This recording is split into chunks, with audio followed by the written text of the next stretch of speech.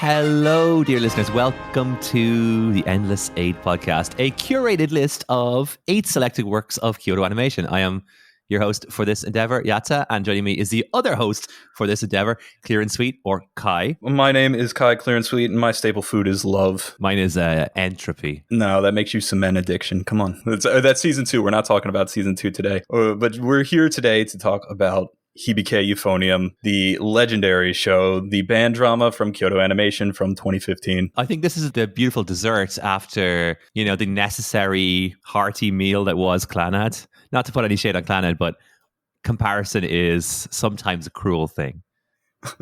Yeah. You have 2 children and one of them is the valedictorian at high school or whatever, she's the president of all the clubs and the other guy's just sort of there.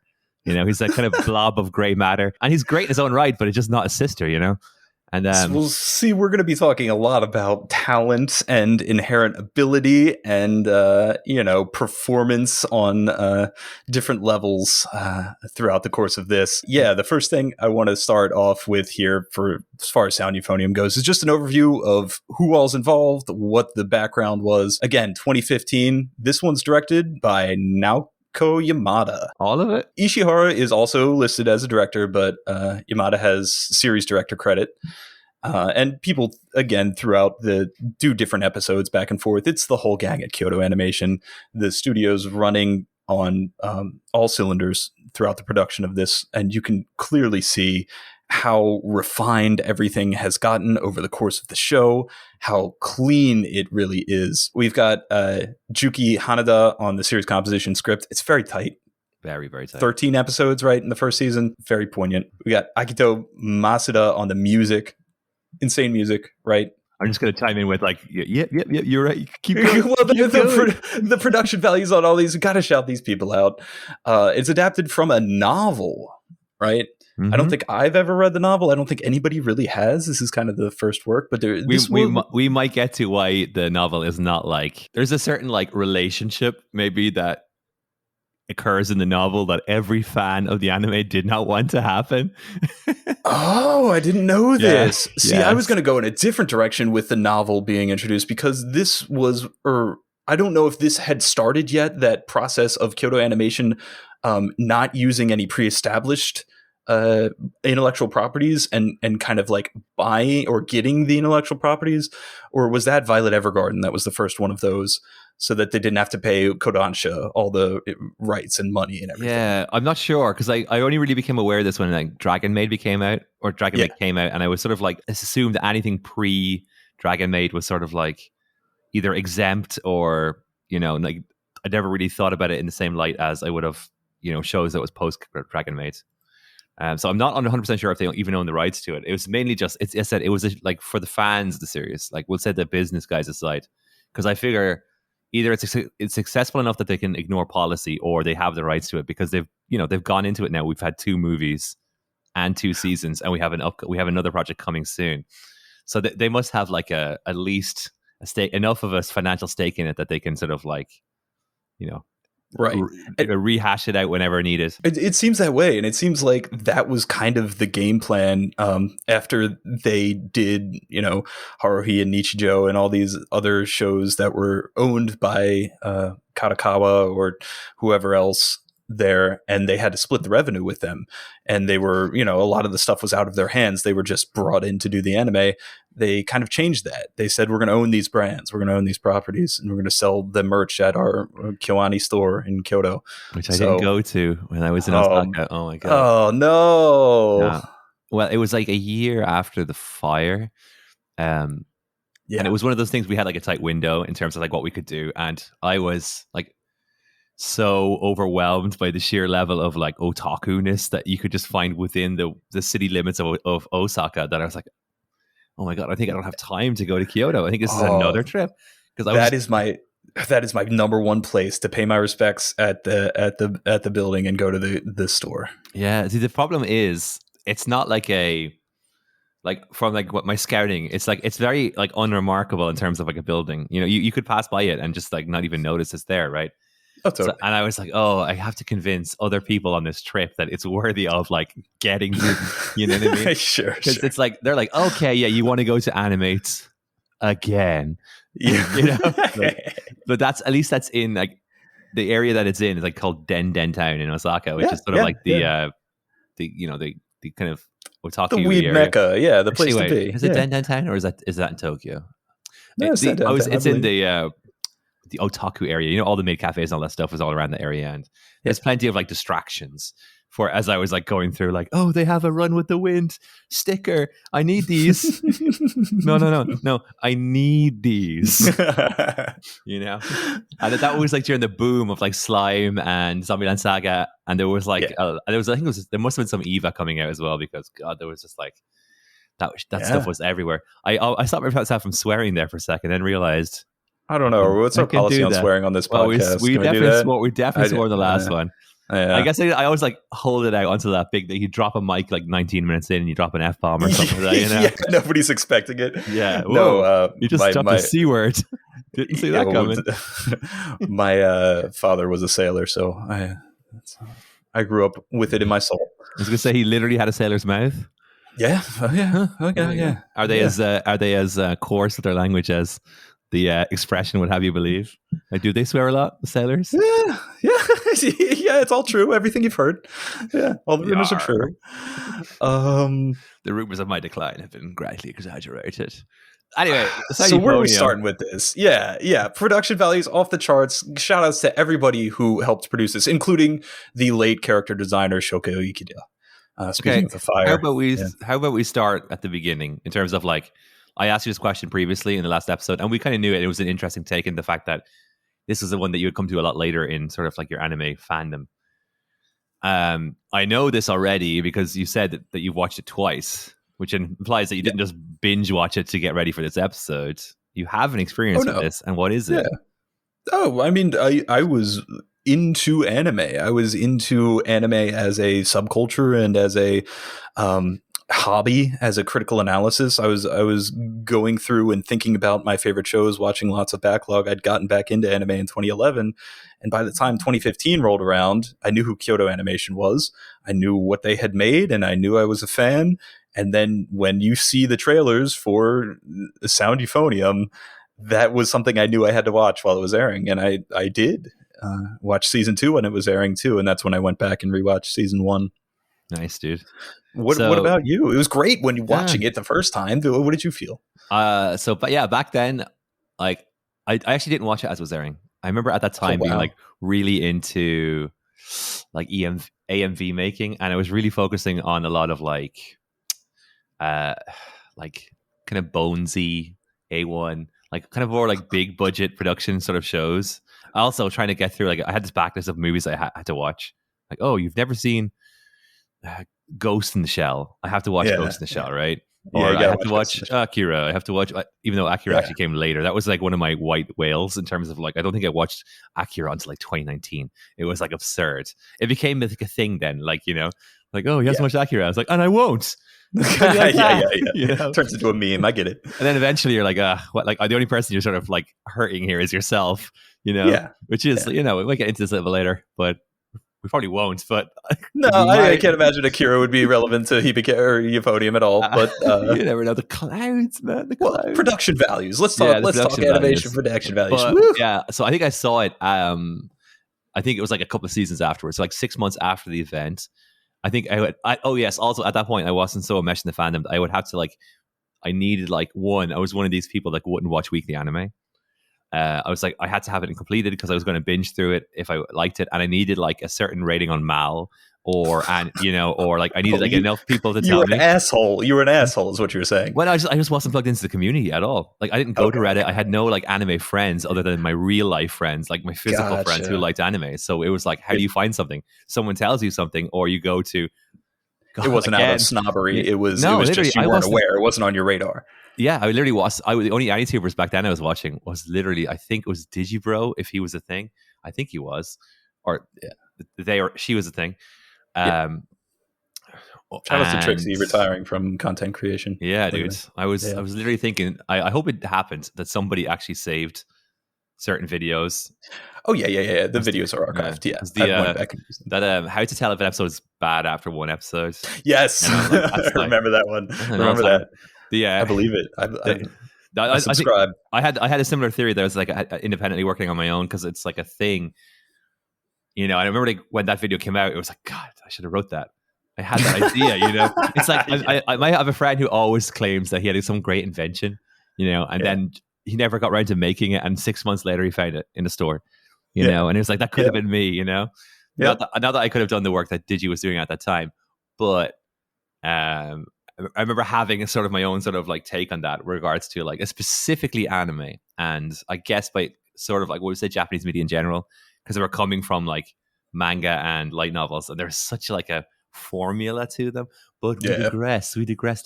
I watched it. I was absolutely blown away by Sound Euphonium, like literally blown away. I remember like coming out of it, and I hate to do this because you get very like the prisoner of the moment. I remember watching it and going, that might be my favorite anime I've ever seen. Like it legitimately might be. I watched it. I think I watched it about 4 times in total since then. This is the 4th podcast I've done talking about Sound Euphonium. So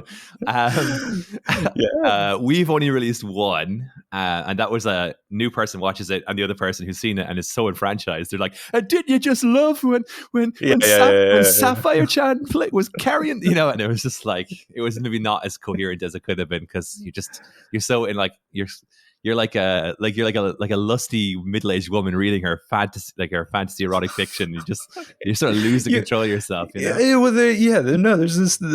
a film critic Hulk once wrote a thing about the different levels of consumption, and I think what you're talking about there is riding high on that first experiential level of the first time you go into some media that really strikes you, and you're taken on the ride, as you very much are through the high production values and the good writing of Hibike Euphonium. You've taken on the ride along with the characters. You're kind of swept up in this collective group effort thing, and you're feeling what they're feeling, and that vicarious emotion get you riled up, get you into it.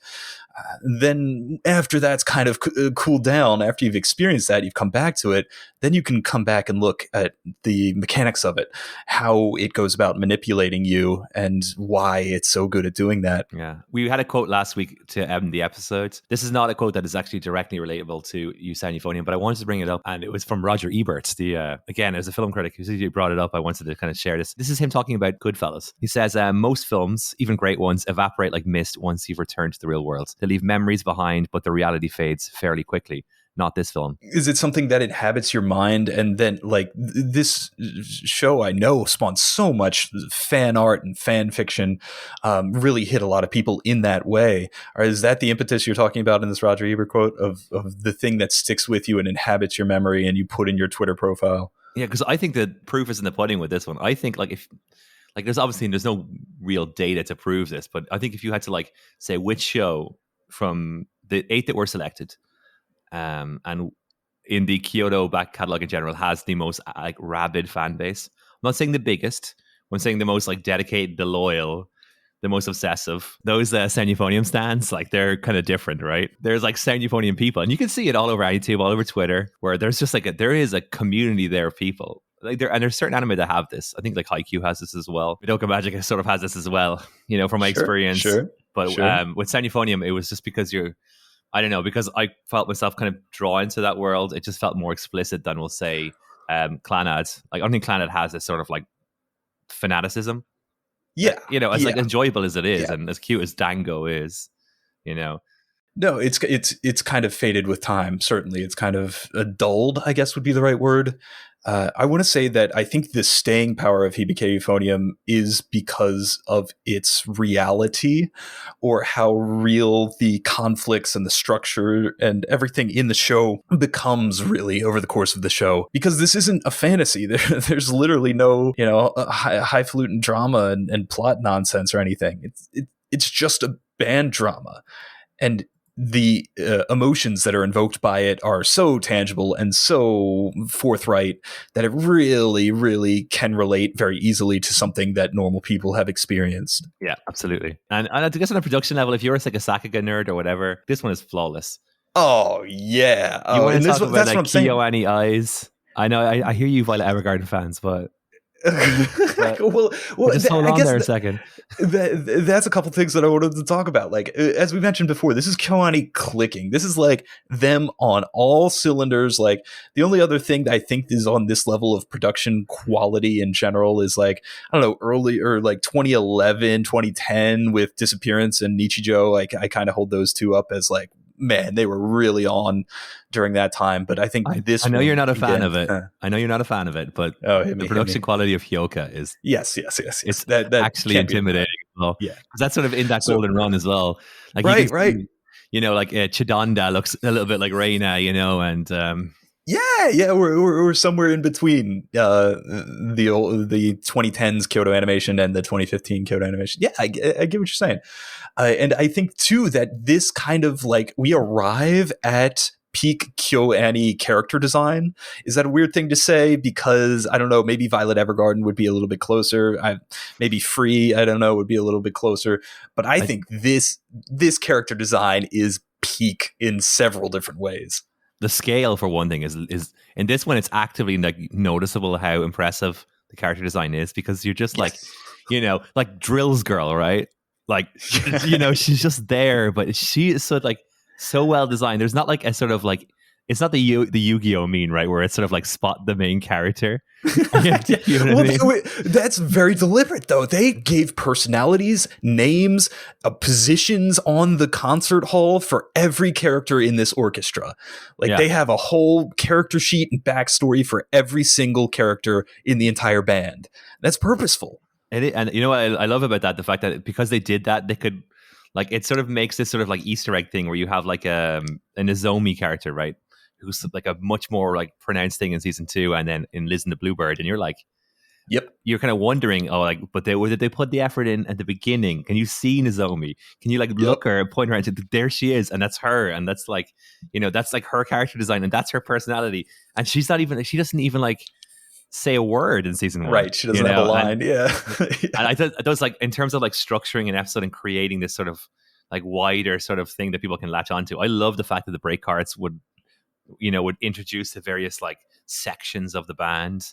You know, it's like, oh, here are the trumpet players, or here are the bass section or whatever. It's just like, that is just so, because I think a lot of people love, or at least I kind of like ascribe this sort of like passion. I think people like to build it outwards.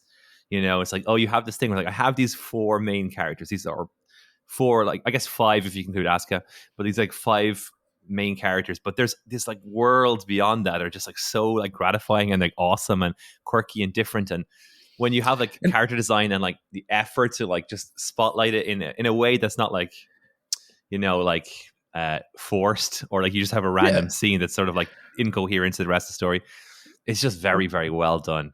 Well, so what I wanted to say about that in particular is that this is not only just something that's good and something they should do because they have the time and the resources to do, and it makes it feel more organic.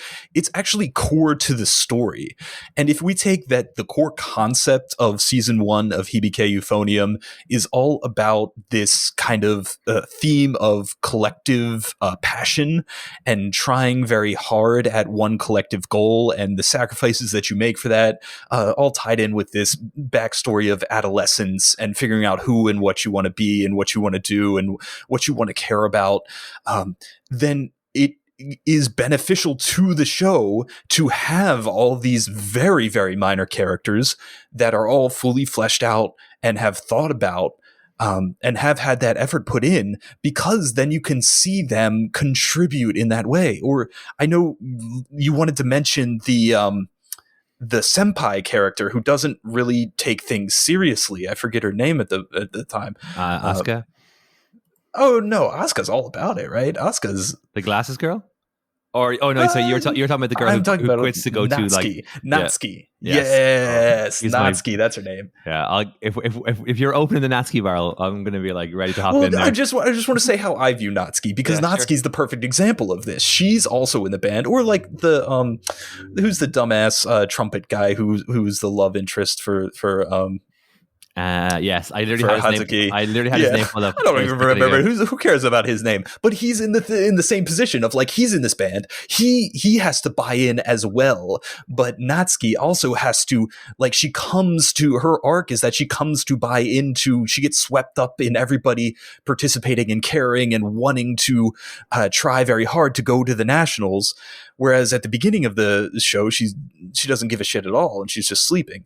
So that is those elements of seeing all these different characters being affected by Reina's passion and by all the passions of everybody who's bought into the idea.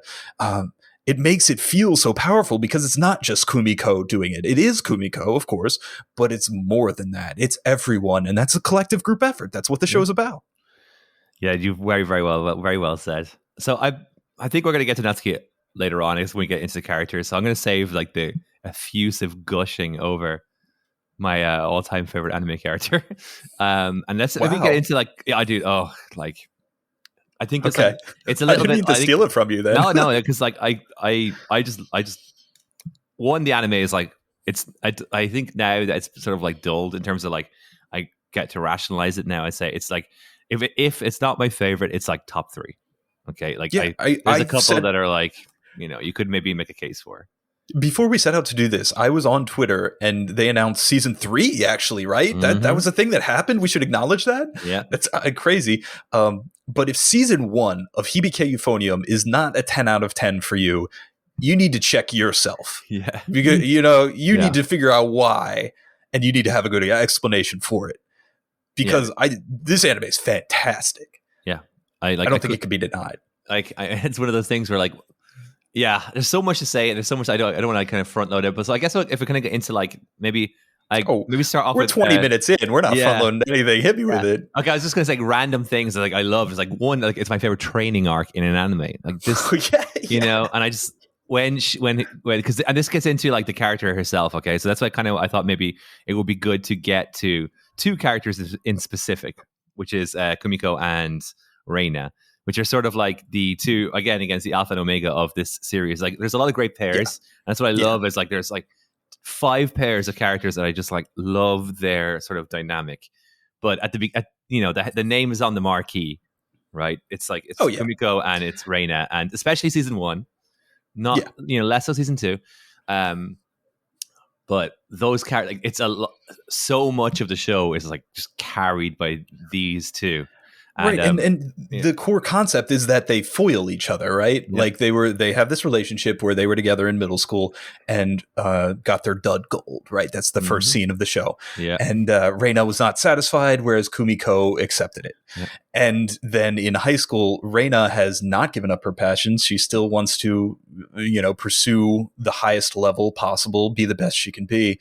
And Kumiko is not. She's indecisive. She's not a negative. She's not against it, but she's back and forth. And it takes Reina's passion to really convince Kumiko to get on board, because Kumiko, having the talent at the Euphonium, doesn't have the will, and she absorbs it from Reina, I guess. It's a weird word. It makes it sound like it reduces Reina's passion, but it doesn't. It's the opposite. It goes forward, and then Kumiko being passionate about it leaks out to everyone else. And there's a couple foil dynamics that we have here. We have the on the other side is Hazuki, her naivete, right? Yeah. Like she's not the person, and she doesn't have the skill, but she buys in. Every time I rewatch the series, I forget how much I loved her. She's great. Oh man, when that scene at the end of I think it's episode 8, which is like when so the music is carrying over, so you don't actually hear her, and she's talking about the fact that she basically got rejected, right, by whatever shithead his name is. Sen, I think it's Naguchi. Is that his name? No Gucci. Okay, no Gucci. There you go. Yeah, I'll give it. I think that character gets inexplicable amounts of, like, not inexplicable, but an unfair amount of hate. Like, he puts up with a lot of like sarkiness and sort of like poking from Kumiko. I think he's ultimately a very like normal, and he's not a terrible guy, but he's not Reina, and he can get fucked because obviously there's a certain Yeah, I just feel like a certain character is like never got like, you are so inoffensive and you're actually kind of a nice guy, but you get so much hate. It's just like that's like the Euphonium fandom is they're passionate. Just not about him. And they're not passionate about this boring ass high school romance with Joe Schmo over here. They're passionate about the Kumiko and Reina and the Yuri baiting. Yeah, it's another thing we can get into. So like on these two, like I think I think there's sort of two camps. Like, are you a Reina guy or are you a Kumiko guy? Not that they're like you have to choose one. This is not like, I don't know, like Kill la Kill or something like that, where there's like these two poles. They're sort of like the best version. What I love about a good romance, even though I'm like sort of drawn weirdly towards bad romance, because it sort of like mirrors like a lot of my experiences. But what I love about a good romance, I've said many times that my favorite genre is teenagers finding out what love isn't. Yeah, it is. There's a little bit of that in Hibike. There's a little bit. I think like if I had to say like what's one thing I would say, like what's a really cool thing about like a good couple is that they sort of like inspire each other to be the best version of each other, of themselves. That's good, right? Yeah. And what I love about this sort of pairing is how, and this is because it's so profound, like how you feel like Kumiko is sort of like lost at sea sort of vibes as she transitions from like middle school to high school, where she's really just, I don't think she knows what she wants to be yet, or she doesn't know who she is yet. And then she just sees what she has at home with her sister, right? And then she sees Reina, and Reina, like, again, we go back to that scene where like she's trained, like she's trying to learn this like difficult, intricate piece. And it's just like that, the character in episode 1, the Kumiko in episode 1 wouldn't have done that, right? And it's like, you can see the positive effects that Reina has on her and how she's inspired by Reina. And that sort of like desire to be the best version of yourself, like having a partner and having like a foil or like an accomplice or a best friend who makes you, inspires you to be the best version of yourself. That's like really sort of like gratifying, and it's like a powerful thing. And seeing it so well portrayed and not like be sort of like, oh, I know that you're doing it, but I don't think you've earned that sort of like that emotion, right? Yeah. Like it's all there. And like, that's why I think like Kumiko is such a wonderful character in terms of like, I find her painfully relatable. Totally. And not like with Tomoya, where it's like, oh, I had a lot of life experience that sort of semi-mirrored his, right? This is like, no, like someone's like staring into your soul and just sort of like, this is like a spirit animal for you, right? Like you get this, what I'm talking about, right? This character, you're feeling this, totally. You felt these emotions, and and then watching Reina's like something quite aspirational about Reina. Like, and obviously there's like parts that you're like, how you say this? Like, I admire. There's certain things that's so admirable about Reina in terms of like, especially if you think of like, if I think about myself when I was that age and how like, how easily I would have wilted, we'll say, right, in the trumpet in the lead situation, okay, or just like. I admire like Kimiko says it. She says that's hot when she's talking about like her passions. I tell you, man, it's like it's the number one hot thing. Like if you want something, what is the most attractive thing in the world? I say it's this fucking passion. You're passionate about something, you care about something, and like I find that really attractive. I don't give a shit what it is. It could be gardening. It could be playing the goddamn trumpet. It could be fucking Sri Lankan tea. If you like it and you care about it, and it just portrays a depth of feeling and like a certain level of intelligence and emotional sort of like EQ, and just like, this person is interesting, and Reina just oozes it. I gotta jump in here because you've covered a lot of things that 100% absolutely totally agree with. And I think that the show goes out of its way to like make Reina's passion become appealing to the viewer through its animation and the music and the voice acting and just all the tools that Kyoto Animation has at their disposal. They're going to put you in the situation of Kumiko. And like you said, that's not hard because she's caught up in this adolescence, this idea of not knowing who or what she wants to be, and then seeing something as strong as Reina's will and the amount that she's willing to sacrifice, Reina, that is, the amount Reina's willing to sacrifice to go chase her passions and become that person, how much that is not only appealing but inspiring. Informs a lot of this show, and I think it informs some of the best moments of this show, which I think we should bring up when we're talking about Kumiko x Reina pairing. Because I think this show, one of the memes that came out of Hibike Euphonium first was the budget smile. And I actually did a video on this on my channel way back in the day, when I thought I was going to do a series called Epic Moments in Anime, right? Nice. You know, and Trademark. This is the first. Yeah, do not steal. This was the first one of those, and like, it's such a moment, right? And it had the conceit of the video is that it happens after Kumiko opens up to Reina for the first time as they're walking home, and Reina shares a little, or not Reina, Kumiko shares a little bit about her true feelings and lets her mask fall down to Reina, who is permanently mask off throughout the entire show.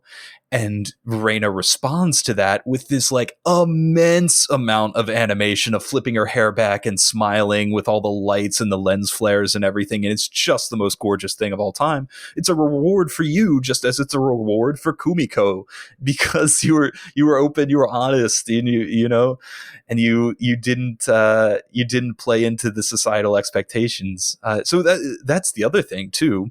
I'll get to the second moment after this, but I have a reading of Reina as autistic, and I don't know if you or like how much you know about autism or anything, but there was a study done, and the conceit of the study was that autistic people are the same in public as they are in private. There's no falsehoods. There's no false face that you put on for society's expectations, and normal people are, you know, normal with giant scare quotes around it, like wearing various masks. Yeah, exactly. We'll change that situation and do what Kumiko does in that situation and throughout the first half of Hibike Euphonium, and be differential about it. So I don't know if that's supported, or I don't know if anybody else has made that reading, but I've seen that. Yeah, I saw it like I saw it in the document that we were sharing, and it sort of like took me aback because I never actually considered her like from that perspective. Like, I guess like for clarity, my mom actually is a special needs teacher, and she works almost exclusively with autistic kids. And when I was growing up, I was around a lot of autistic children because she would, at that time, she wasn't in the classroom as such. She was actually like a support worker for a family that had a single mom who had 3 children, and 2 of the children were diagnosed with Asperger's, and 1 had autism. And those 3 kids were like awesome kids, just like the nicest kids in the world. But it's like, it's such a diverse sort of like, it totally is, and especially with women too. Like it's so, there's so many ways to represent. So I don't want to speak out of my ass here. So I'm just going to float it out there. Yeah, like I think like it's definitely like if not, like I haven't considered it enough to say like, oh, I think you're right. But I think there's something to consider there. And when you start like, there's definitely moments where you're like, oh, maybe, you know, you might, you know, there's a lot. Again, I just think it's like, it speaks to the richness of the character that you can sort of like find so much in her that you're like, well, you know, there's a lot there. There's a lot going on. And because just like with any person you meet, right, there's a lot going on. And then you have this character is so well kind of crafted and so well rounded and so rich, that they're like, it's like an iceberg, right? You're just sort of like, you know. And that's part of the appeal, right? And that's, I think, everything you're saying in regards to Reina as a character right now is stuff that Kumiko feels looking at Reina, which goes very nicely into the kind of second moment that they have that got memed all the high heaven, which I'm sure you know is the very famous nose flick where they climb up on the mountain for the thing. For the best episode of anime ever. Yeah. It's a moment and a half. And that whole thing contrasted with the Hazuki sort of like date. Yes. Oh my God. Yes. It's so good. Just so well animated and so beautiful and so thematically powerful too, right? Like Hazuki's chasing after this everyday life, you know, the normal high school experience, and then Reina and Kumiko are up high, like looking down on them, and you know, sharing in this more advanced or deeper passion, and you know, it says a lot about like the value of pursuing something wholeheartedly like Reina does. I would say though, in a little shout out to Hazuki, like she is so relentlessly sincere, Yeah, and she's great. She's great. Yeah, like I said, one of those characters time does her no favors in my mind, because I always just like forget how awesome it was. And I remember the first time I was watching it, actually, like the first 5 or 6 episodes, I was very drawn to this character. I was like, I really like this girl, because Sapphire is very, very cute and adorable, and she's sort of constant. You know what I mean?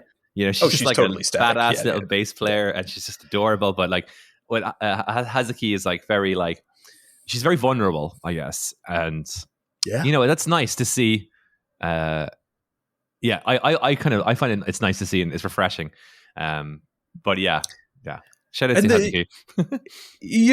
There's so many other angles too. Like before we get off of Reina, because I don't know if you can ever get away from Reina in this show, but one of the other aspects of Reina that is admirable and interesting and contributes to that iceberg feel is her relationship with the teacher. Yeah. Like she has some mixed feelings here.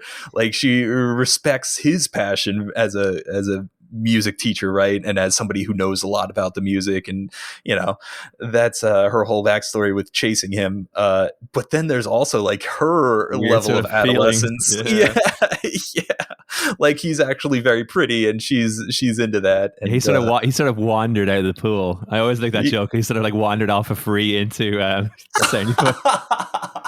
yeah. It's like I think later on when Surene came out, it was sort of like, oh no, actually. But I remember at the time it came out, it was so like, oh, this guy looks like, he whips his shirt off, and it's like, what's the name? The main dude from Free, Haru? Is that his name? Haru Spring. Yeah. And it was just like, oh, this and guy Rin. this could be his older brother. Yeah, it does. Yeah.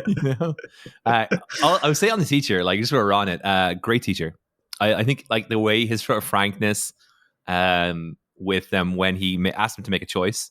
Oh yeah, that episode is so good. That's just so straightforward. When he just comes out and he's like, "Listen, we can either shit around or we can fucking go for nationals. Yeah, which one do you want to do?" Like I'm getting paid either way. Yeah, I actually like that. I like the frankness, and I think the fact that he treats them like he treats them as humans, which I think a lot of adults sort of forget that kids are actually like smarter than you think. You know what I mean? Like, and I had this thing as well when I was coming up before I started like working with kids. You kind of just like, as you grow older, you sort of have this sort of like lost sense of like what kids are sort of capable of, and they're sort of like these little others, and you're sort of like, well, they're there, and I don't really fuck with them. I don't really fuck with them. They just stay over there. When they turn 18, they will exist, but until then, whatever. And even then, like barely, Yeah, yeah, right. Yeah. But then it's like, I don't know.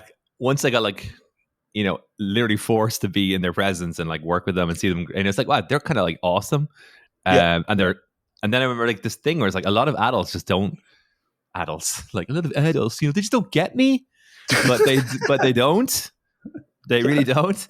And I think it's like the fact that he sort of treats them like, he gives them this sort of like, he affords them the courtesy of treating them like adults and giving them an adult choice to make. And like, but, and then just, and like not, and following through with it, that you made this choice. This is what it's going to be. And I'm going to I'm going to do this. He's sort of like a smiling hard ass as well. He's not superficially a hard ass sort of like teacher, because he's such but he calls people out. He doesn't mince the words. He's brutally honest. Yeah. Like he is brutal. Like especially during the what was the part? The rehearsals. Or not the rehearsal, but he just like, with the tryouts, I should say, for the parts. The audition arc. Yeah. Can we talk about the audition arc, because that is the most distilled band drama. And I don't know, when you were in high school, there was just like, I don't know if you were in the band, I wasn't, but I knew that the band had a codified like band drama TM on it, distilled band drama. And you could just like, if you got anywhere near it, it would envelop you. And I think this is the most accurate representation of that, this audition arc, because the stuff with the trumpet tryouts for the lead thing with Reina and the third year, and then KyoAni. The girl with the ribbon on her head, who's her stan. Yuka.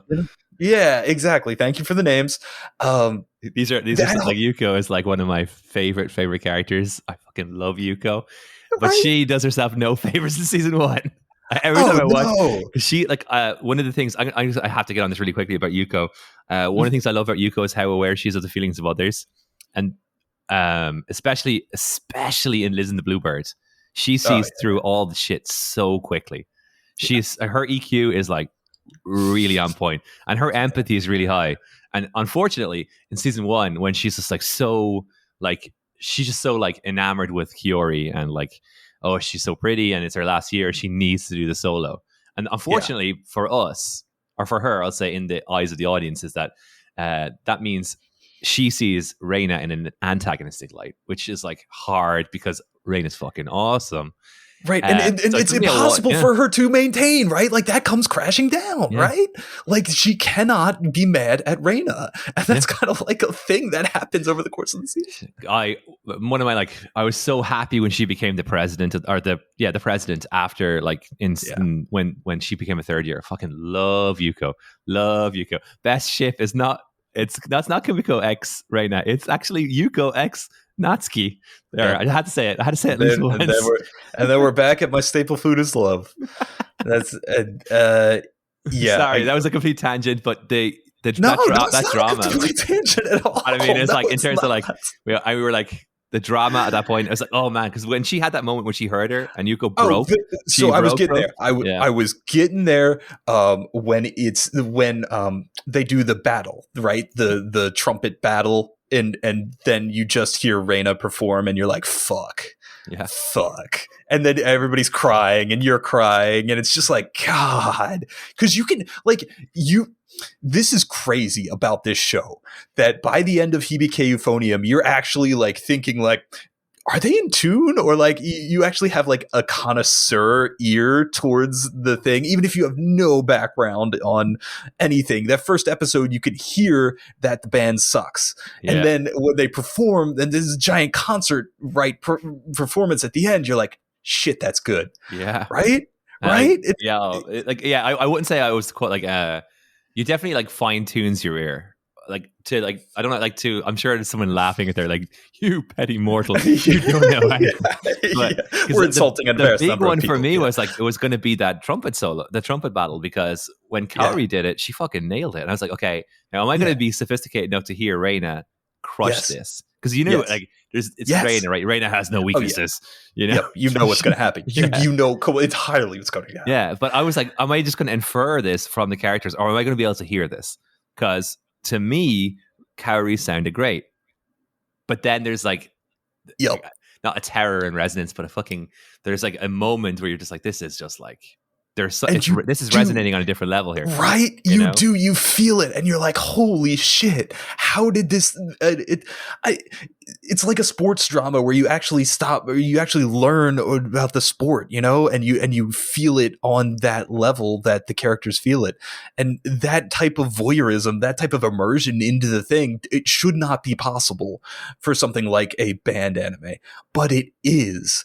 And it's staggering. It's kind of like why you can't deny this show is a 10 out of 10, because doing something like that is insane. It takes so much effort, so high production values. It's impossible to do that, and they do it. They do. Also, like I actually liked like on a character level how Kiori took it in terms of like I could see why Yuko was so sort of fanatical about it, and then to really like make it like it's one of those things. It's very interesting where like she has more to lose than Reina does. You know, and the fact that both stakes, that both outcomes are going to be happy, but both outcomes are also going to simultaneously be sad, is like affecting. Because especially when you get that context of how shitty it was for them, which this leads into like Natsuki's sort of attitude and the fact that there's not that many second years because it was just crap the year before. And you have someone like Kaori, who's sort of like an emotional constant and like a figure to actually be worthy of looking up to, right? And this is the sort of antagonist, this is the one that we're sort of rooting against. this like perfect fucking like, and she's like the shoulder to like lean on for the president and Asuka. You know, she's a third member of that like awesome triangle of like senpais. Like, yeah, I love that shit when they're just like, you know, I remember I called it like the law of equivalent exchange, to like borrow the Full Metal Alchemist thing, where like, yes, you get something, Reina gets the solo, but in exchange for that, something is lost. And that's Kaori, and that's Yuko, and that's that whole thing where like it meant a lot to them too. Right. They're not like, you know, baddies. They are like fucking, they're real people, and they're like good people. You know, and like, you know, they're probably like, if I was in high school, I'd probably be fucking want Kaori to do it too. You know? Yeah. And that is what defines good drama, or drama that is grown naturally out of the circumstances of the characters and not forced by the plot. If you can manage to make something feel positive and negative at the same time, or happy and sad, because you understand both sides of the issues, then you've written your character drama well. I mean, we could drop a ton of so many superlatives at the feet of Hibike Euphonium, and boy, we certainly will and have. It's just like you can't overstate these types of things, or how difficult this type of stuff is to do in visual narrative media, because people have been chasing this since the first movies. And in many ways, Hibike Euphonium comes out as this kind of like shining sapphire of you know, of condensed perfection in narrative storytelling. Yeah, and we haven't really mentioned this yet, but I think it's really got to be sort of like explicitly said, is the sound design for the show is fucking incredible. Like, and that's like both the VA as you would performances expect from a band thing, right? Like the music, but there's a lot of things, especially in anime, where budgets are budgets, right? Where you'll have a situation where like, this is a really good character anime. Like, I think Given is a good example of this, where like, I think Given's really good. I really enjoyed Given, but it's a music anime, right? These are about young boys in a band that are playing, right? And like, you have to give me that. You have to give me that, like, and it's my only criticism about KyoAni. It's like, you know what I would actually like more actually than playing. I know it's, you know, but I do. And it's just like the pieces were good. They were like, so as someone who like, my go-to is not sort of like ensemble classical music, right? That's not my go-to. Like, I enjoy it for what it is, and there are occasions when that's what I want to hear, but they chose works that were sort of like accessible enough and catchy enough and memorable enough that they just worked. So like, you hear it throughout the piece or throughout the anime itself, and you're like, yeah, I actually really dig this. I could listen to this. And then you couple that with just like good sound design in terms of like the character acting, the actors that were cast. Like, oh my god, like we said it off air. Tomoyo Kurosawa's performance as Kimiko is fucking insane. Incredible. Yep. And the seiyuu who plays Reina, I should have pulled her name up. Chika Anzai. Yeah. Oh, great. There's so many like great understated performances, and then there's like some big kind of like overstated performances. Like the VA who plays Asuka, for example. She's just like, she's so big, and she's so like, but that's so like what the character right? is, right? Yeah. Like, I'm actually like, hot take, I'm not the biggest Asuka fan personally. I think that's fair. Yeah, I think what do you think about her arc in the second season?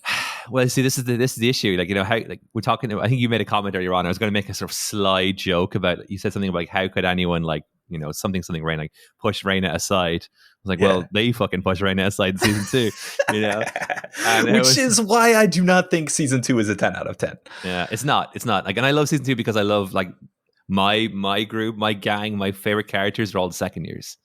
So you're talking like Yuki, you're talking Natsuki, Misori. Those characters get sort of like really like they breath of life is just comes out of them in season 2, right? So, and then obviously Liz and the Bluebird is sort of like the conclusion of that for them, right? But talk about sound design. Woo. But the Kimiko Reina thing was just like so painfully lacking. Because I liked the president, but it just felt like a lot of displacement of like that shit that you're feeling right now for Asuka, or that's what we all fell in love with you and Reina, you know? And not that Asuka is very charismatic, and she's such a she's like an enigma wrapped in a pastry, right? She's so like she's fascinating in terms of like there's a lot like, especially in the first season when you don't know what's coming in season 2 and later on. Yeah. You're like, she's like mysterious. And I use Yeah, that. I use how it does she unironically. maintain her thing? Doesn't she? I don't know if this is in the first or second season. I can't even remember at this point. But she, like, her relentless positivity is questioned or challenged, or there's a breakdown, and probably in the second season because it goes way more into her stuff. But there's There's isn't like, there like yeah, one scene in the first season, right? there's a bit where, well, I think it's when the president. I love the president, by the way. I'm just going to say that now. Sure. She has like a bit of a breakdown moment, I think, and yeah, I'm getting the timeline a little bit mixed up. But Asuka sort of reveals the fact that she's sort of like, again, it's like it's just a Putting hint on of that face. something. Yeah, Yeah. she's like, yup. she's such a capable person as well. She could be like a really good, like, this is such a weird statement. What's going to come out next? I'm warning you, this is going to be weird. She'd make a really good serial killer. Yeah. Oh, totally. Yeah. She's just like, she's like a very, very capable human. Well, I think that's part of her story in this season is that, like, what does this band need right now to succeed? And they need that kind of general positivity. They need that liveliness. They need her spirit, and that's what she provides. And I think her analyzing that and bringing that to the table, super valuable. But again, understated. It doesn't get too much play in this season. Also, her relationship with Haruka, the president. I fucking love the president. I love her sort of like feelings of inadequacy. Oh yeah. And in season 2, she gets like a sax solo, and it's like there's like a lot of great performances in Euphonium. A lot. Like anytime Rain is just playing as the sun goes down, like fantastic, right? But when Haruka has that sax solo in season 2, when they're having this sort of like fun day out event, fucking awesome. I was rooting for her so hard because because it's so like she can see it, right? And I'm sure it's like everyone knows, why is not Asuka not the president? Why is Asuka not the president? Why is Haruka the president? I'll tell you why Haruka's the president, because she's fucking awesome, and she's and I like just because this is the problem with me talking about Euphonium. It's like, oh, I have to mention how great Goto is. I love big stoic Goto, and Sapphire's little sister and Kumiko's big sister. Yes. Yes. Like I said, they put so much effort into the entire cast, and the collective angle of it cannot be ignored. So everybody's cool. Everybody's a hero and a villain. Everybody's on the same page, and everybody's drama is legitimate. It's super powerful, right? Oh. Very, very, very much so. And I can once you get going about it, when you start that feeling that comes out of you can just feel it kind of flowing out of you when you're talking about this show. And you kind of know it's like, yeah, I get it why people fucking love this thing, why people care about it so much, and why it hits like this. It's a bit of an overused phrase, right? This idea like something hits a certain way. This one does hit. It hits differently. It does. Yeah. Like of all of the things on the list, I just don't think I've had this sort of like emotional. I've loved certain shows, and I love certain characters. Like, and we sort of like have a bit of a different take on certain KyoAni shows, right? But like, there are shows coming up that have like, if I go to my Annie list or my Mal list, like my top 10 anime characters, I think. Well, actually, there is a character from like Chinibyo, for example, who is on my top 10. Right, she's on my top 10. Right I see. But even that, I just love that character, but. When I compare that character to like a Yuko, a Natsuki, a Kumiko, a Reina, it's just a different thing. You know what I mean? I think the only thing that got close to it for me in terms of like that sort of like feeling was Bloom Into You. Yuko from Bloom Into You. Yeah, sure. She was another character. I just thought, wow, this character is just very, very well put. Like, she could be in Euphonium. I guess that's like the highest praise I could give a sort of a character-driven show. No, I get you. And I think the thing that I relate to or feel the same way about would be the when somebody brings up talking about the characters in Sailor Moon or the Sailor Soldiers, and how like they stop becoming like anime characters and they stop becoming elements of this show. They stop becoming drama vehicles through which we experience this tale, and they start becoming just people, Yeah. people that may not exist in any physical meat space, but nonetheless you are engaged with them in their reality. And yeah, Kumiko is a fully fleshed out enough to make us believe that she is a person. And I think that extends to most of the cast as well. And that type of relationship that you would have with those fictional characters, I get you. It's different than just, I appreciate this character as an anime character or as a fictional character. It's like, this is a friend. I know I'd never met this friend. I know I'll never talk to this friend, but this is somebody that I relate to and empathize with. And, I feel them. I grok them. I drink deeply of them.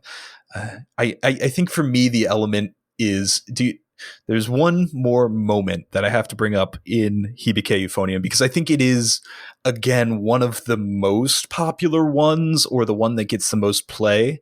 And that's this segment where Kumiko like breaks down and realizes that she does share Reina's values and she does want to compete, and she's like crying and she runs across the bridge. The bridge, yeah. yes. And this scene is just that element of, damn, it's the climax, right? Or so much as it would be for Kumiko's arc.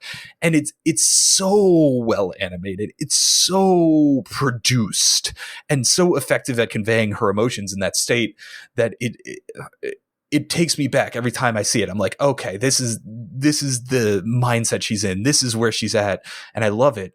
Also, I will shout out here, Yoshiji Kigami, whose name will come up when we get to Munto somewhere on down the line. Munto. But obligatory reference for the episode, Munto. Yeah, shout outs to Munto. We will get there. But Kigami, the legendary animator for the Kyoto Animation until his death in the arson attack, he animated that entire scene of her running across the bridge, and part of why it's so smooth, so good. That scene is like, that one was not. I feel like that was a rewatchable scene when you have like the bigger picture of like who Kumiko is as a character. That scene becomes so much more like affecting. Where I think with like certain, like for episode, like the episode 8, that just all of episode 8 in general, it's like that's an instant like, okay, this is like a big moment. Totally. But there's certain scenes that sort of, just certain characters and certain like moments and interactions that sort of grow with like rewatchability. And like the more time you spend with these characters and the way you get like a deeper understanding of like the intricacies of like why this is emotionally impactful, as you rewatch it, like this is definitely a show that's worthy of rewatching. I feel like with Clannad, you're kind of good once. Personally, I would agree. And that's no shade on Clannad. It's just, I just don't think it has that sort of like texturedness. Like maybe there are certain like clues in regards to like the whole like robot light world of lights in the shed, girl in the white dress. That's that sort of like other layer of reality that was going on. Like there might be some sort of like narrative clues and like little bits, but in terms of like an emotional sort of like vehicle that you're going to experience, I don't think it would have the same sort of like resonance the second time around. And try and think about what your feelings are about Nagisa from Clannad right now, and then think of how that compares to Kumiko. Even if we're thinking of like the most emotional or impactful scenes of Nagisa, of her standing beneath the hoop or something with the basketball, and then comparing that to running across the bridge, and it's like, why do you feel differently about one than the other? I think that in and of itself is evidence to show, not only how Kyoto Animation improved over the years, but also how they refocused and made a more dramatic story, and how storytelling in general improved, how they used all their production values to get at a place where you could experience the same feelings as the characters and know them and love them for it. Yeah, dude, absolutely. And I noticed you mentioned you had a thing about like leg shots, and Naoko Yamada has been mentioned. I kind of wanted to like praise, and not specifically on the legs, because I think it's like with KyoAni's, like it's all about the legs, the feet, and like even like Koe no Kotachi, it's like it's there, and it's like it's her thing, it's her visual calling card. And wait, is KyoAni about the legs? I thought it was about the blobbiness and the no animation on the hands, little yeah, I mean it's like squish. There's sort of like Naoko Yamada being sort of Naoko Yamada though, in terms of like gotcha. With this one, I think it's like I think it just extends beyond just the legs. Like I think the eyes are like the how the eyes are animated and like the way they would touch their hair or the way they would clench a fist her or they would octopus hair. fix, you know, Everything is so glossy. Everything like shines in this like, you know, for as well as Kyoto Animation does at portraying a modern Japanese background and kind of like art style, that just all these characters are so gorgeous in the way that they, I don't know, that they kind of appear in this state of perfection almost, or they look like angels. They look like cherubs, right? It's like ambrosial. Yeah, it really is. It's ethereal. It's otherworldly. And yeah, then you couple in the feet and the knees, and good God, you know, you've seen that meme picture where it's just Kumiko and everything is her legs, her heads are her legs, her arms are her legs. And yeah. Oh, also, this is a very like random detail, but it just shows how well they like thought about the character design and the physicality of the characters and like how much effort they put into making these characters feel sort of like tactile. I love how tall Kumiko is. Like that's like, oh yeah, that's like how many characters you can say, oh, she has like a physical, like you think, oh, that character has like this certain hair, right? And no, Kimiko's tall. Like she's tall. Like she's a tall girl, you know, and Sapphire's a small girl. And, you know, there's these physical things that are just like, oh, that just makes it feel more real to me. Because like she doesn't need to be tall for the story. It's not mentioned at all. It's not like a plot point. It just so happens that when you look at her, it's like, oh, she is quite tall, you know. And it's maintained, and it shows the care and the quality of the production here. Like everybody has that, though, right? You know, everybody has their own little ticks and their own little, you know, personality imbued in their character designs. It makes them feel real again, like you said. I just like the fact that somebody clearly had like. This was not just like, oh, we made this character. Like, that's what she looks like. And they're all sort of here's like... Here's the reference sheet. You know, we can see how tall she is in relation to the other characters. And there you go. Like, if you ever need to see it. Yeah. And also, the hair is very like... I'd say very unique hairstyle. You know? Yeah, totally. I do say I like her. I do like Kumiko when she has her hair tied back. Yeah, personally. But the octopus thing is sort of... Like, the octopus hair, as you said, is so fucking iconic. In terms of like... I can't... Because there's like a certain like... like, it's not wholly one for one, but... You can see sort of like other characters in other KyoAni works where you're sort of like, okay, like I can see a bit of Chitanda or maybe even Mio from K-On! in Reina. Totally. And Kiori has that like Kumin senpai from Shinubio. They kind of like have a visual sort of like uniformity. But Kumiko is sort of like, well, you look like Kumiko and that's it.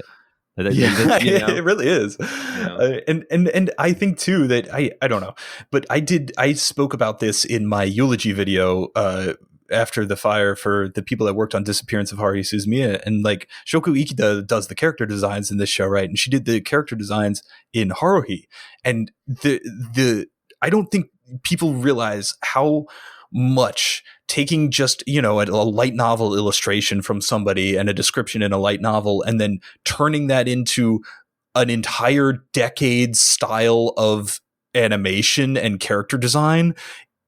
I don't think people give that credit where that credit is due. Yeah, for the magnitude of that task. Yeah. And like you bring it up when you talk about making Kumiko, and there is that element there too, right? And I think you see that in even to Violet Evergarden. That's kind of why I say like Hibike Euphonium is the modern Kyoto Animation style, because that I see so much of that in Violet too. So much of just like, that's Violet Evergarden. Sure is. Yeah. And even though she's just a blonde woman, right? Like there's nothing particularly interesting aside from her hands. So there's a power in character design, and it's a power that feeds back into the story too. It makes Kumiko unique. It makes you feel like you are there with Kumiko and with all these other characters because they are so individualized. Yeah, absolutely. That's one of the fun things about this show is like you could just literally just like point to a random character in the background and kind of just go like, I wonder what her story is. She looks in like Drills Girl, I think is like the classic one in my mind, because she's always there and she has those big fucking drills that are like every year or so there'll be like an anime character with drills, you know, and you're like, oh, there she is. There's Drills Girl who'll never get a line. I know she's a third year. I know she's in like, you know, she's a bassoon player or whatever. And just the fact that there's like literally everyone, it's a remarkable sort of like feat, like to execute that, like just like this like massive group of people to put the time into just like, like crafting, like it's like Sergeant Pepper's Lonely Hearts Club Band, right? Yeah, just like an as an album cover. Yes, in very much the same way. It kind of did the same level of quality that redefined album covers. Yeah, I agree with that comparison. Can I give you another comparison here? Sure, dude. This is one I was thinking about, and I didn't put it on the notes or anything. And again, I'm bringing everything back to Haruhi Suzumiya, but I think one of the other things about Hibike Euphonium that it gets a lot of praise for is just doing the entire performance. You mentioned it as something you loved when we were talking about the show earlier. They just animate an entire concert performance, and that's something that exists. I don't know that would exist if Endless 8 didn't first exist, because I see that same type of risk taking. I see that same type of why would you ever do that idea or aesthetic or devil may care attitude, and putting all your effort into it. So it goes for the characters in the story. So it goes for the animation studio. Like give it your best. Do everything you possibly can, and try and achieve something that's never been done before. Right. So. Yeah, I don't know if I've ever heard anyone compare the NSA to the final performance in season 1. Now you have. There you go. I like that. Also, on the final performance, that's one of the reasons I was fucking like so. I still like season 2, but the fact that we don't get that big final performance in season 2, they just don't make it, was a bit like, that was a little bit disheartening. In terms of like why was that a choice that was made? Because you just killed it so much. But again, like you mentioned it, like the braveness, and the just like, no, we're doing this. Fuck this. This needs to be done, and this is like artistic integrity here.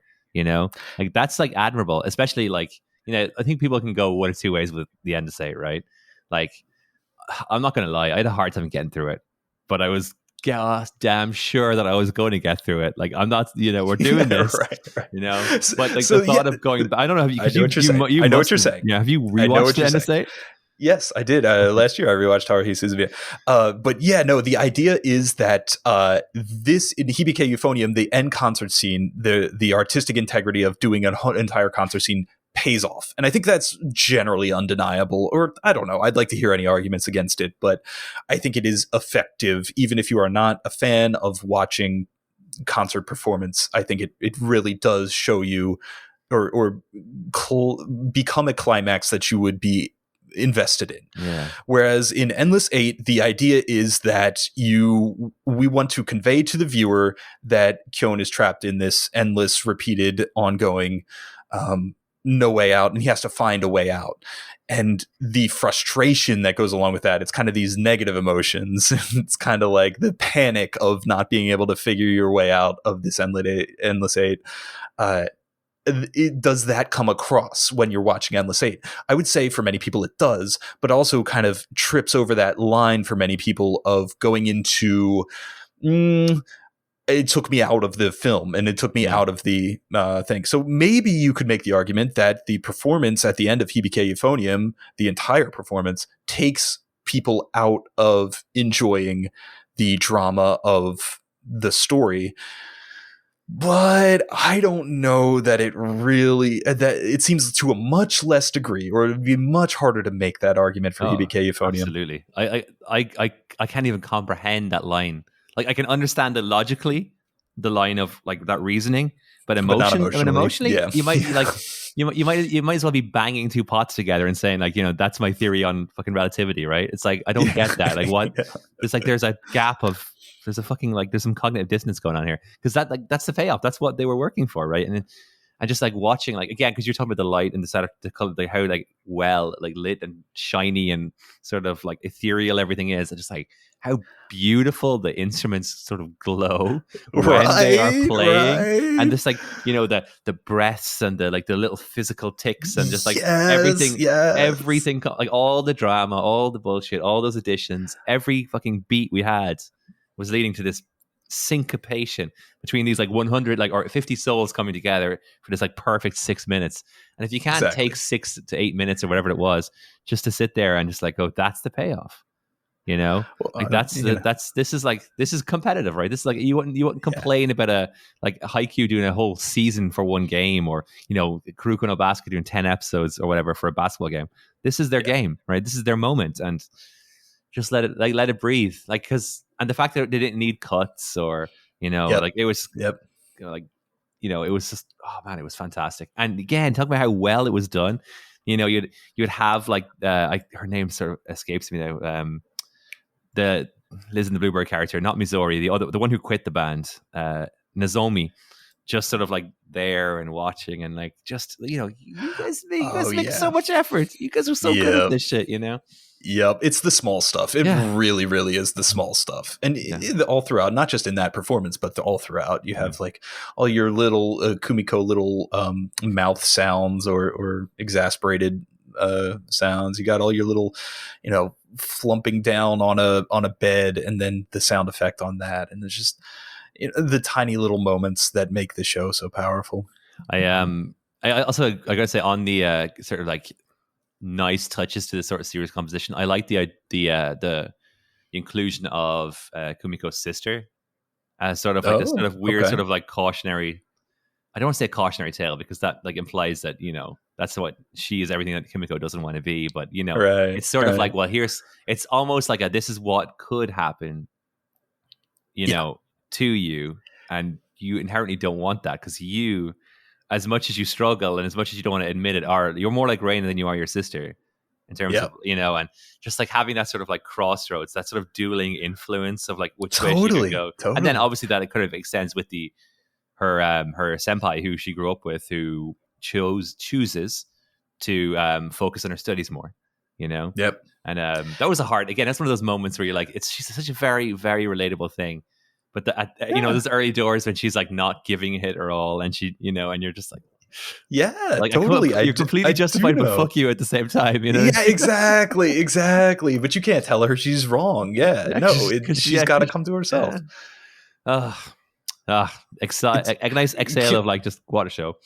Can we also need to, like, before we get to any type of conclusions or wrap up in this show, we need to talk about like, when I remember very distinctly in 2015 when the show was airing, there, especially after episode 8 and the nose flick and everything, especially after so many talk about adolescence and all this stuff, that the show was accused of Yuri baiting pretty hard in the Reina and Kumiko relationship. Do you have any thoughts on this, or do you have any passion towards this? Because I know a lot of people do. Look, how do you say this? Like, it's like, okay. So I guess I think you get like, you get what you put into it, right? Like emotionally, and like, doesn't at the end of the day, it doesn't matter if it's implied or it's not, or if they're sort of going for something. I don't think it was like low hanging fruit in terms of like that scene, particularly episode 8. There was a lot going on that episode. It was very like emotionally, like, not emotionally, it was very tight in terms of like how it was produced. If it was, if it needed a bit of like Yuri baiting or whatever, I don't know. I can't condemn him for it. Like, and also, I don't necessarily think of it like as a explicitly physical romance. More so like I totally agree. Like a soul bonding, right? That is what I would. And I think that was where I was going to go with it. Yep. And it's like one of those things where like I would, if you want to talk about like, we'll say souls, like I'm not saying I believe in the existence of souls, but I think you're not willing to drop that hot spicy take that you believe in souls. Like, if souls were exist, I don't think they're gendered. Okay. Oh yeah, totally. And these are just two. These are two souls that are making a moment where it's connecting, right? And I think regardless of gender, that scene is, it's very important. And I just, the fact that it has to be like seen as Yuri baiting, I don't know. It just seems you're telling the people you got to look deeper. You got to understand. You got to And I think it just seems unnecessarily cynical and kind of like that's an example of like Scroogey. It's kind of it sounds like some boomer bullshit, honestly. And I expect better from the anime community. I would say, you got to meet a show where it's at, right? And the show is deliberately asking you to, be enthralled by the passion that Kumiko is seeing in Reina, and whether that's any type, whether that aligns with your ideals of like what a relationship should look like, or what the story you want to see in an anime. That's another story entirely. The trickiness is like, I know it's the Suichi thing, like where I believe in the light novels, doesn't Kumiko end up with Suichi?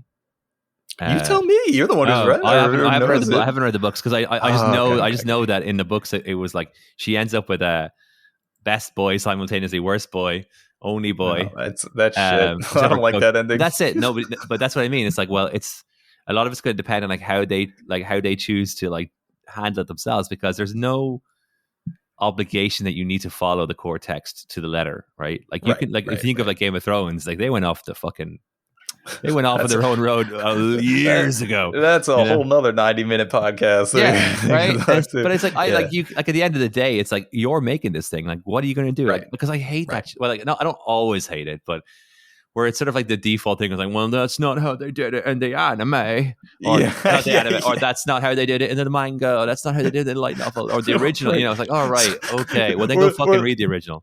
Or like imagine that type of attitude too, you know, when people are like, oh, you got to skip these episodes because they're just filler and get to the good stuff. So you know, like thinking about the idea that you would skip episodes of Hibike Euphonium because they're just filler and get to the good stuff. The good stuff. It's just hilarious, right? It's like the way people engage with this type of media does not always, you know, hit.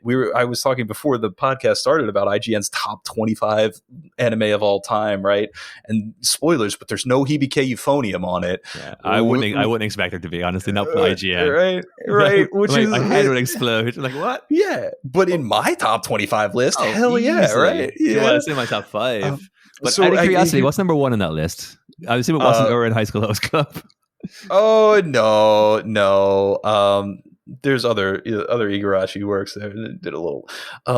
No, my favorite anime of all time is a tie, I think, between Princess Tutu and Madoka Magica. Then you go into like Penguin Drum, Nichijou, A Place for the Universe, things along those lines. Go on from there. There's a lot of stuff that I like highly, and I'm a fan of, you know, if it does everything it sets out to do, we give it a 10 out of 10. And this show certainly does. But then the nuances are in, you know, what did it do? What were the ambitions? What new ideas did it bring to the table? How entertaining was it to watch? Yeah. But I here's a challenge for you. Name one negative thing or thing that you do not like about Hibike Euphonium. Season 1? Yeah, season 1. Oh, season 1. No. Season 2, too easy. No. Like and that's look. What are they doing for season 3? What are they going to do for season 3? This was like when they announced that. I'm like, what are you going to do? Like season 1's so condensed, and then season 2 is like, meh. Yeah. And then season 3 is, what are you doing? I assume it's going to be like, yeah, I'm not really sure, because I think the second movie, or sorry, is it the second movie, the one that's post Liz and the Bluebird, where it's that felt like, well, that's the end, right? Like. Yeah, it's hard to know, honestly. I think it might just be the end. It might be the culmination of Kimiko and Reina's second year in band, and then there might be like a time skip where it's maybe like them making a decision in terms of, well, Kumiko making a decision in terms of like her romantic life and her professional life, in terms of like, because like Reina is so like, you know, Reina is fucking, she knows what she wants in life in terms of like, she is going to be like, there's, you go 20 years in time, she's going to be a musician. Right, that's what Rain is doing. You know, but so we want to plug our next episode too, because that sounds a lot like the storyline in Free Eternal Summer. Yes, that is coming up next, by the way, and that will feature a guest. So, like, this is our last, because this is, I guess, for us, it's sort of like a chronological thing. Where for people experiencing this, it's a simultaneous thing in terms of like this episode is releasing the same day as KyoAni's coming out. But for us, they're like there's a bit of a gap in terms of time. But yes, the next batch. The next episode drop will be one featuring a guest, and it's going to be free. Yeah, I'm excited for that one as well. We've lost the thread, though. Okay. Negative thing about Hibike Euphonium season 1. Go. Negative. Oh, fuck. Dude, it's... I love a challenge, and I want to find something, but I'm really struggling, because if it was season 2 or even Liz and the Bluebird, I have like ones ready to go. Oh, yeah. I agree with you. I totally agree with you. People love Liz and the Bluebird, and I was like, okay. Okay, I don't think I have one. I do have something for Liz and the Bluebird, though. We could talk about that in a minute. Yeah, we probably should, because we're not going to, go back and, well, maybe, who knows what the future holds. I'll give you my negative, though. Sure. If you want to hear it. Yeah. Tutti is a bad ending song. I do not like that ending song. Wait, no, you don't even remember it, do you? No, yeah, you see, this is what I'm saying. It. There's a song. I don't know if it's the ending one or the beginning one. It's like, to I father, like the kind of like indie pop sort of. Yeah. Is that it? You don't like that song? No, I no, fucking that's not loved it. Tutti. Tutti's Oh, okay. like do. Oh yeah. Sorry, I was thinking of the. I caught the. Oh, what is that song from? It's from Liz and the Bluebird. I don't know where it's placed though. Maybe it's I the don't know. beginning. Maybe. I may. Okay, Okay, mine's a lost little bit spicier. Yeah. My brain is breaking down right now. I'm trying to think of this Tootie song. Well, Incoherence. I mean, Here we're we coming are. off of like legendary openings and endings throughout all of Kyoto Animation, and I think the opening's pretty good with the Hibike and all that nonsense. But yeah, no, Tutti is not. Is no, don't say lazy. That's for sure. Oh my god, yeah. Or yeah, Don't Say Lazy is like up there. I'd say that's like number 2 in KyoAni Ooh, EDs. what's your number one? Oh, Chinibyo ED season 1. Come Oh, on. Like okay, whatever your feelings about Chinibyo are, that fucking ED slaps. Okay, I was gonna say only the most famous ED of all time with the maybe Hari Hari Yukai, but No, okay. actually, I just remember Dango as well. Like Dango is. Dango's pretty good. Dango's pretty good. Yeah, yeah, that one's so cute, dude. Oh, the first free ending too is really fun. Yeah, the first free OP as well, because like I find the Kyo Animation kind of hit and miss with the OPs. There's a certain like sameness to them in terms of like I think they're like, well, we had Haruhi, let's just do that again, and like okay, so yeah, listen to Bluebirds. Mizore and Nozomi, I think, are not a good tandem at all.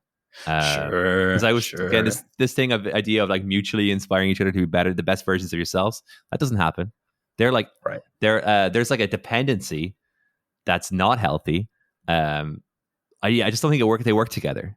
So that was like my thing with that movie. It was like, oh, this like that ain't Reina and Kumiko or Yuko or Natsuki or the president and Asuka. Like this is like a kind of so it's kind of icky. I don't like it. I don't like this. Love the movie, but I didn't love it's a great movie. Yeah. Oh, so the directing is so good.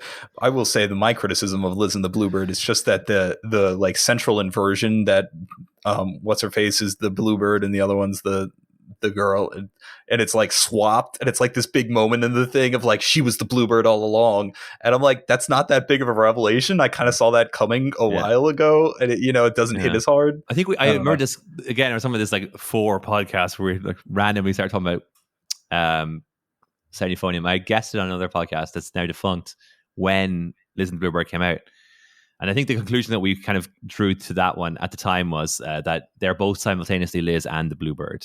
And it's just a matter. I like it. It's just like it's a matter of perspective, because they both need to be freed from each other, but they also need to let each other go. It's like, it's the thing. It's like I said, it's not the healthiest romance, but I don't think it's meant to be. But I just have this weird thing where people sort of venerate this, like Mizori X Nozomi thing, where it's like that is not Kumiko and Reina. That's not. It's actively detrimental. Like that's why they need to let each other go. And speaking of autistic characters, possibly, I think you could convince me more with Mizore. She's she's either that, or some type of she's an interesting character for sure, and she's cute. She's a second year, so automatically like predisposed to liking her because the second year's rock. If you have a blue scarf, you're like on my team. Okay, all right. See me roll my eyes there. Okay. What did No. I wanted to stop you here because you brought up something very interesting that I think we should talk about in terms of character dynamics.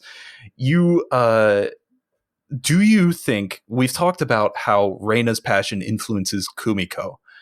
How do you think Kumiko influences Reina? Yeah, that's a good one. Because I wonder. You don't hear that often in terms of like. Right. I don't know that I have an answer to that. I don't know if the show does. Yeah, because a lot of it is so framed. It's all not a lot of it. It is. It's framed through Kumiko's experience, right? Oh, totally.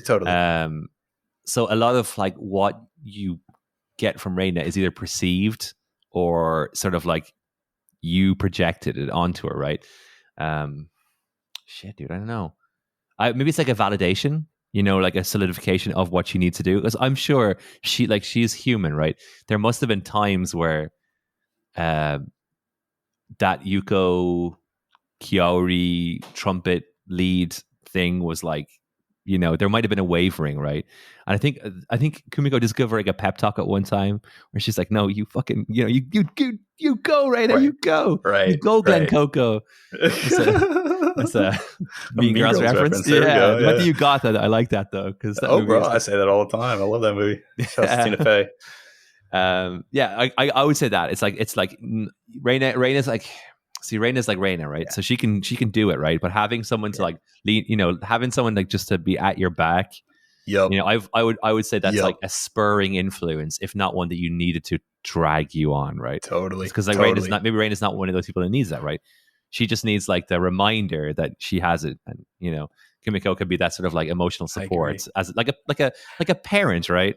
Where like it's like you don't need to like pressure them, or you don't need to like not you can just be like, I'm there on the sidelines and I'm supporting you, be the best version of you. You go, King. Yeah. Or like a soulmate, or like a lover, ideally. Yeah. Like that, ideally, any of those for roles sure. can any of those roles can provide it. But yeah, no, and I think that would be, man. If we're just like brainstorming what a season 3 could possibly be, that's something that I feel would be very interested in watching. A little more Reino Kumiko and Reina focused. One of the real pleasures from Listen to Bluebird was just seeing like older characters who had sort of like grown to a point where they could sort of like have a dynamic going on, and just getting these weird little scenes where like, not weird little scenes, these like little moments where like Kumiko and Reina would always walk in together, and every time you saw Kumiko, she was with Reina. Yes. That was awesome. Just like, it was such like a minor thing, but every time I like, my fucking heart lit up. And that sort of expands to Yuko and Natsuki, where they be like, Yuko becomes president. Natsuki sort of like, Natsuki goes from like staring out the window to like, now she's like, she is the Asuka, and she's just like busting Yuko's chops all the time. And it's just like, oh, what a like a development for you guys.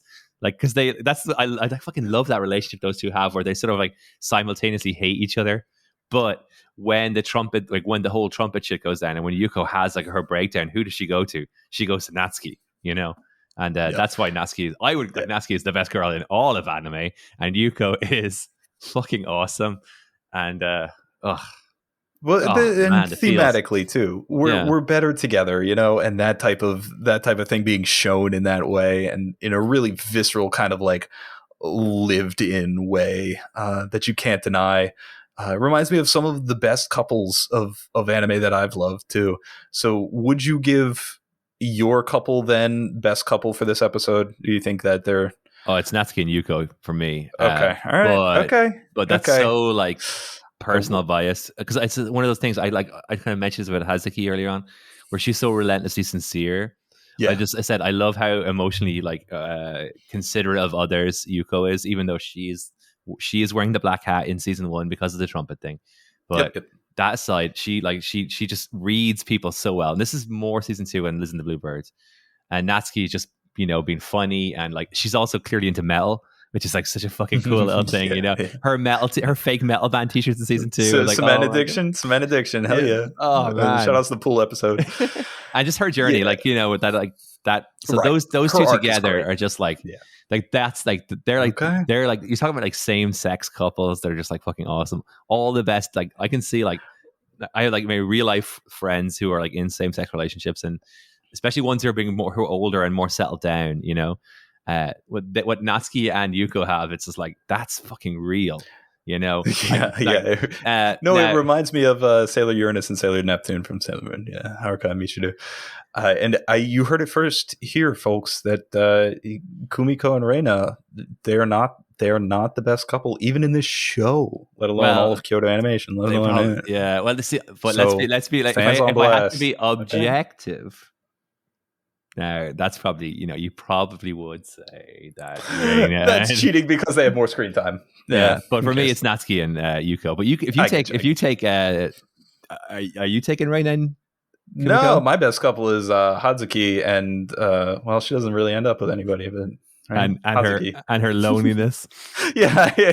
And her giant ass fucking, what does she play? The tuba-kun? Tuba-kun. Yeah, tuba-kun X Hansky. That's my OTP. Yes. This is one of those things where like there's very few times in anime where you're like, not very few times, but there's a few times when you're like, I want that to I need that. Like when I saw Tamako Market, like I need to have a Dara plushie. I fucking need a Tuba-kun fucking like figure. for my back pack. See, You know, the best part is in Japanese, and I've never watched the English dub, but in Japanese they don't say Tuba-kun, they say Chuba-kun every sing, and it's so funny every time Midori says it. It's very funny. That oh man, Sapphire. That just like kind of leads into Sapphire because we didn't talk about her at all. Yeah. We talked about her. She didn't get much time. But yeah, that's the problem. Is the cast is so huge, but when she right. when she sees Kimiko in the fucking costume, and she's sort of like, and she knows it's going to happen, but she still sort of marks out just a wrestling fan term. She's still sort of like a, you know, otaku's out to like the fucking coop to tube. It's like, you know, that's Kimiko. Like, what the fuck is going on right now? Oh, adorable. Also, her sister, like mini Sapphire. Her sister's great. She's very adorable. Great. Yeah, she's like, her and Hazuki are sort of just like this beautiful constant of like, oh, aren't they just lovely, those characters? And like, they're just sort of there, and they're like, they're part of the crew. Like, and you know, you never worry about them, right? You know, like they're just great characters, relentlessly positive. In Sapphire's case, awesome. I'd imagine she's like she's like the Azunya of like KyoAni, where she's like, yeah, but she's a really good musician, right? Like, yeah, I know she's the small and the cute one, but she's also a fucking badass guitar player. You know? right. Where she's like rocking the Fender Jag, but you know, Sapphire's got chops. Contrabass, yeah. Also, there's the fact that weird like thing is like, well, you know what's funny? Little people holding massive objects. Totally. So shout out to Sapphire, shout out to Hazuki, you much love. Now when you talk about like the KyoAni couple list in general,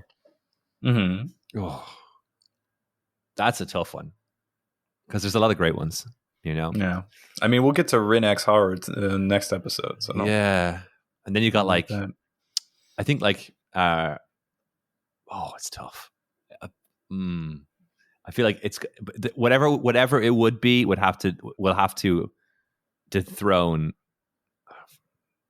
Natsuki and Yuko for me / Reina and Kimiko / what, you know, the side new ships like that, kind of like, that's just like, for me it's just like, it's if you think of like Haruhi or like Chunibyo or that kind of, or like Clannad, even Clannad, there's like there's a certain like there's something about them where they're just sort of like, I don't want to say sexless in terms of like, totally, it's just like, it's a little bit more like naive, clandestine or clean, like you don't, or not clandestine, you know, or sanitized maybe, or like just it's more like of an abstract concept where this is like, you know, like there's like a sweatiness, there's a visceralness, it's a passion behind it, right? We're come back to the passion that that would lead right into that type of romantic relationship too. If you have a passionate, you know, a work, quote unquote work relationship, but you know, something you're engaged with together, and that driving that passion makes it very easy to fall into any other type of passion, certainly. So last episode we kind of like wrapped it up with a bit of if you like Clannad, you would like this. Ooh, can I stop first and give the tier list ranking? Oh yeah. I think I know where you would put it. And I think I'm right aligned with it. I think this is top tier Kyoto animation. I think this is an S tier anime in general throughout anything. So I would put this up at the top. Yeah, this will get me on my Lucky Star S tier. Not on the list, by the way. Don't, if you're waiting for Lucky Star S tier. No, as in like, I want to make a sort of semi-referential. I was like, oh, you could call it the K tier. And I was like, no, a star though is like, you know, a universal symbol of like excellent performance. Okay. I thought you were putting Lucky Star up in the S tier. Wow, that's a play. That would literally be a hot take.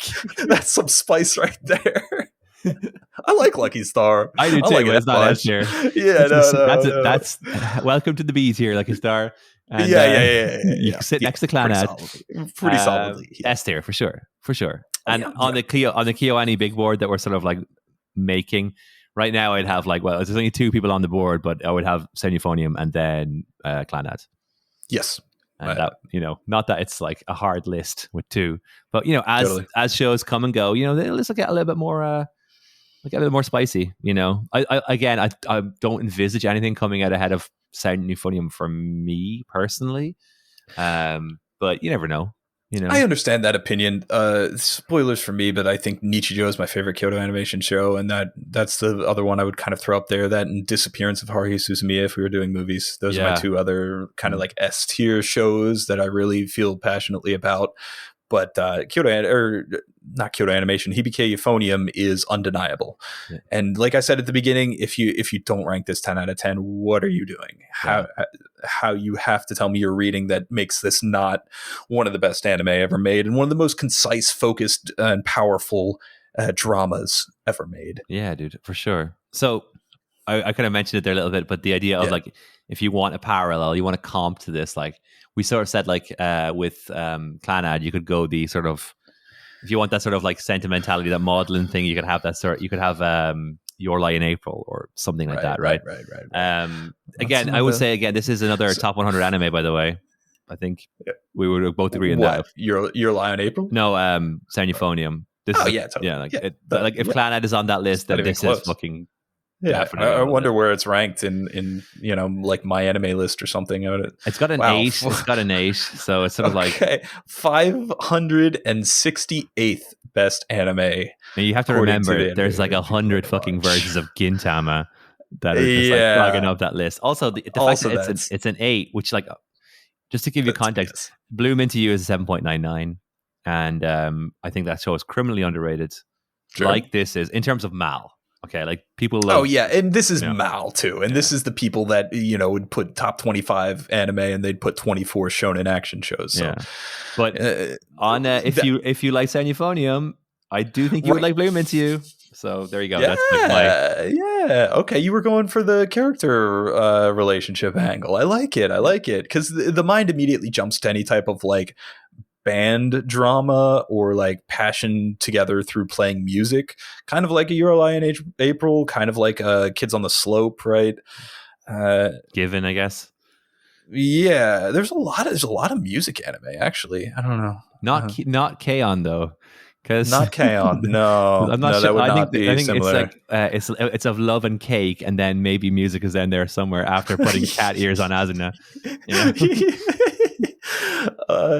What was the other one? Oh, I was gonna say like Nana, but even that is just a drama that tangentially involves music. And I don't know if the music needs to be your favorite thing. I would actually kind of go to a sports drama because you hit that kind of collaborative effort, the kind of together, any type of team sports. Don't watch Tomorrow's Joe or something and expect that to be similar to Hibike Euphonium. I would say maybe your Haikyuus, maybe I don't know sports as well as I would like. Whatever sports drama is out there, tell me. I guess for me it would be I think there's some it's such a character piece, and I think I have like so much, like I think the characters have so much interiority. I just constantly feel like that's where I'm going for. Maybe less so the subject wise and more so the treatment of the characters. Yeah, and I think of Euphonium, I'm just thinking of like, again, the first one that came to mind is Bloom Into You. I feel I would agree. Yeah. And then I think maybe something like the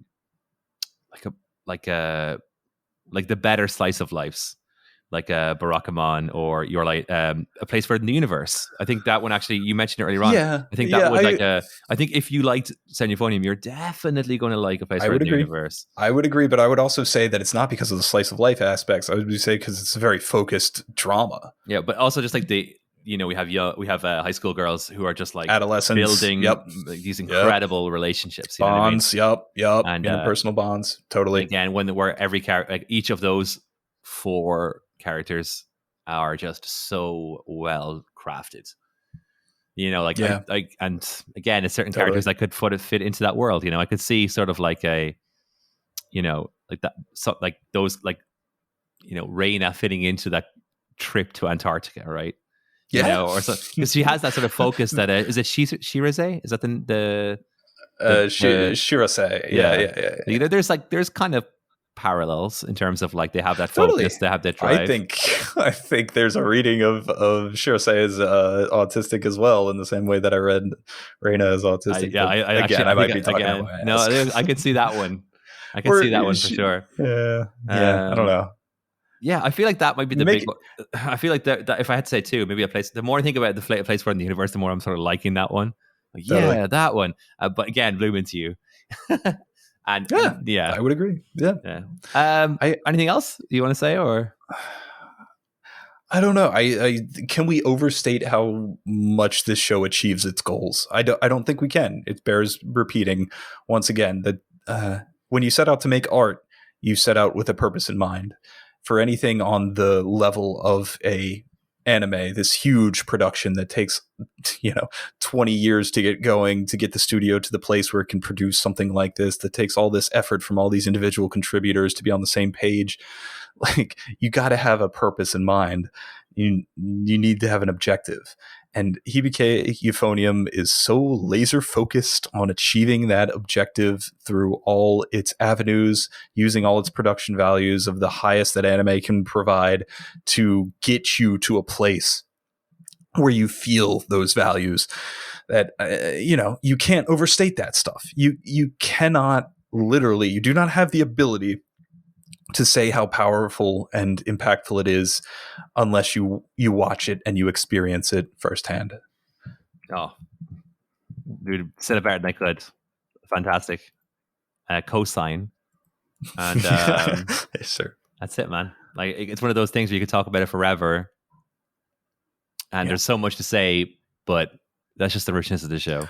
Like, if you're listening to this and you've got this far, you've watched it, Oh yeah, totally. Yeah.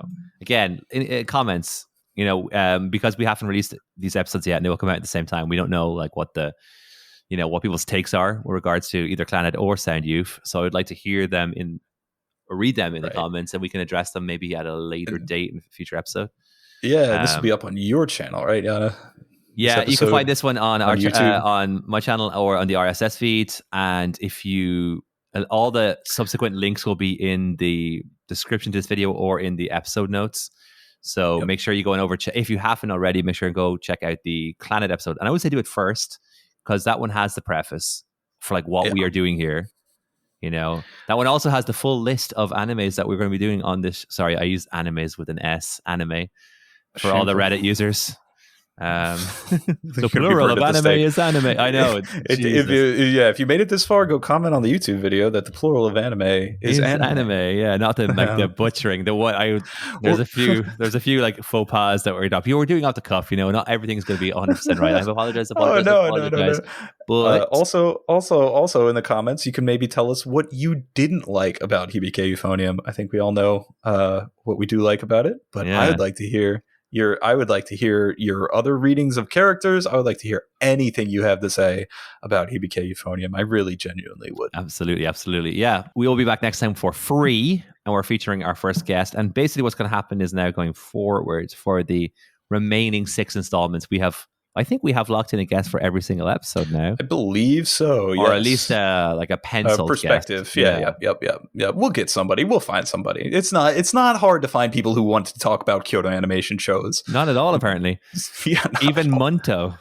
even Myriad Colors Phantom World. Yeah, that was way easier than I thought.